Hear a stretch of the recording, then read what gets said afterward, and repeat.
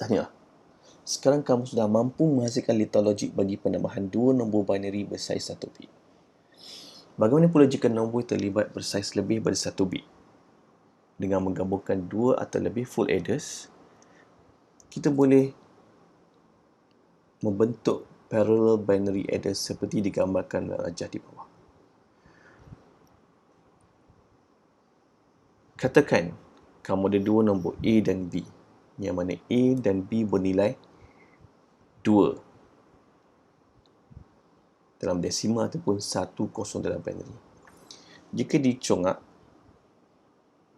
ini akan beri jawapan 4 dalam desimal ataupun 100 dalam binary. Apa yang kita boleh buat? Pertama, petakan nilai-nilai A dan B tersebut ke dalam format umum penambahan dua nombor bersaiz 2 bit.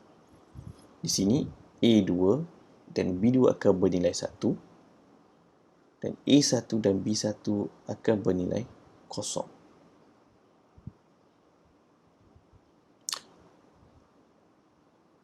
Dengan melakukan penambahan A1 tambah dengan B1, 0 tambah 0, kita akan dapat 0.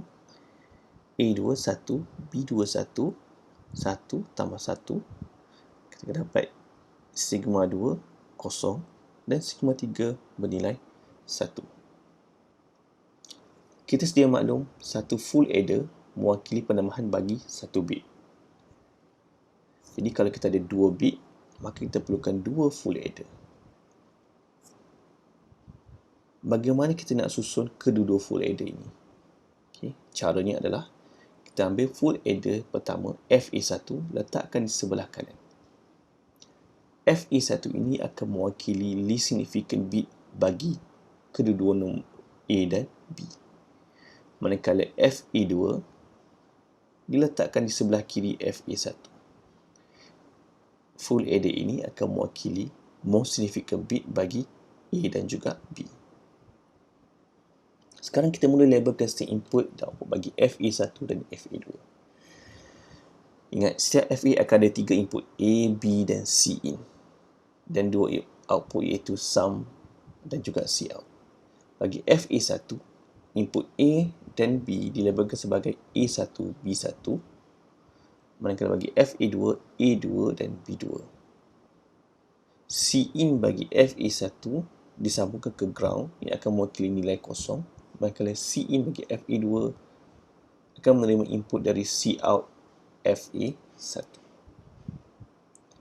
Sum atau sigma ataupun hasil operasi tambah dua digit binary ini akan diberikan oleh output sigma daripada FA1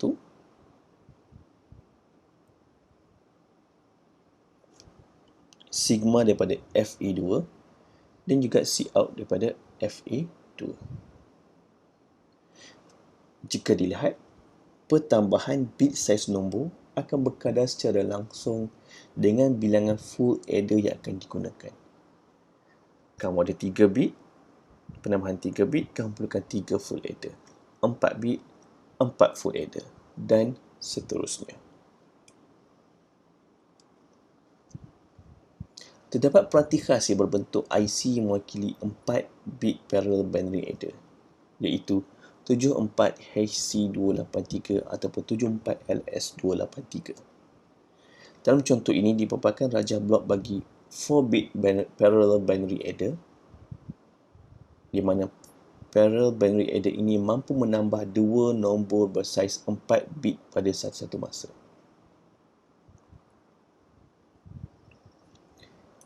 Jika kita ingin melakukan penambahan nombor bersaiz lebih besar, iaitu katakan 8 bit, bagaimana ianya boleh dilakukan dengan menggunakan peranti 74HC283? Ingat, satu peranti mewakili 4 bit. Maka, 8 bit memerlukan sekurang-kurangnya 2 peranti 74HC283. Cara susunannya, susun secara kaskade seperti berikut.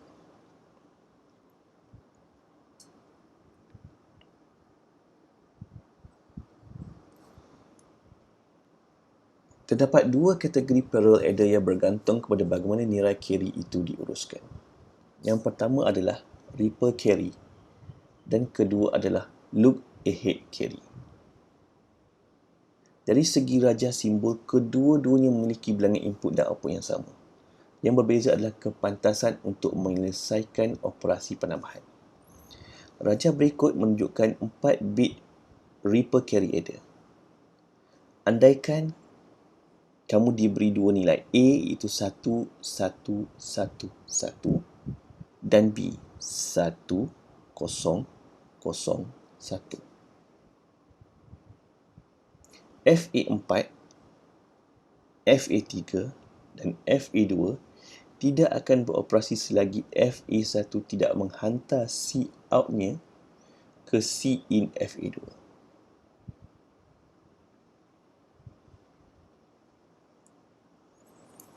Bagi FA1 yang akan menghasilkan sum bernilai 0 dan C out bernilai 1. C out akan paskan nilai 1 tersebut ke C in FA2. Kemudian barulah FA2 boleh beroperasi. Setiap operasi FA ini akan mengambil masa selama 8 nanosaat. Oleh itu, masa kumulatif bagi penambahan 4 bit Ripple carry adder adalah sebanyak 32 nanosaat. Cuba bayangkan jika anda ingin melakukan penambahan nombor 32 bit dan 64 bit. Tentunya ia akan mengambil masa yang agak lama. Bagi mengatasi kelemahan ini, wujud kategori kedua iaitu look ahead carry adder. Ianya menambah baik dengan menghapuskan Ripple carry delay sebelum ini dan menggantikan dengan look ahead carry. Ada dua jenis carry iaitu generated carry dan propagated carry. Carry generation berlaku bila output carry terhasil secara dalaman oleh full adder. Ini akan terjadi bila kedua-dua input adalah bersamaan dengan 1. Generated carry ini digambarkan oleh persamaan boolean A and B. Carry propagation pula terhasil apabila C in ripple dalam gate menjadi output carry. Ini akan terhasil apabila salah satu atau kedua nilai input bernilai 1. Propagated carry digambarkan oleh persamaan boolean A or B. Rajah berikut menunjukkan situasi penghasilan carry generation dan carry propagation bagi setiap full adder. Cout bagi setiap FA diberikan oleh perkaitan berikut, iaitu Cout sama dengan generated carry tambah dengan propagated carry darab dengan Cin.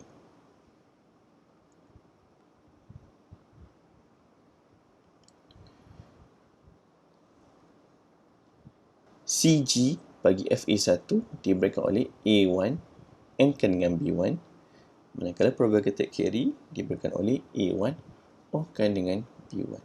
Begitu juga dengan ketiga-tiga FA yang selainnya.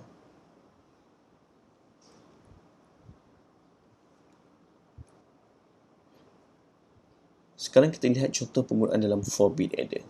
Berikut adalah ekspresi bagi setiap Cout full adder yang tersenarai.